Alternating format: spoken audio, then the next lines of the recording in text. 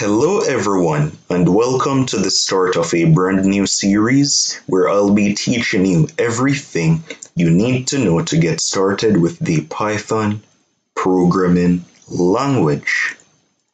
Now, guys, Python is one of the most popular programming languages. It is used in web development, AI, data science, machine learning, and many other industries. I'll take you guys from a complete beginner to a complete master of the Python programming language.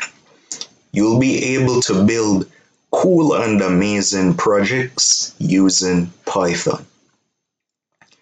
I'm super excited about this series, guys, to take you from a complete beginner to a complete master of Python. I hope you guys stick around and follow along, and I'll see you in the next episode.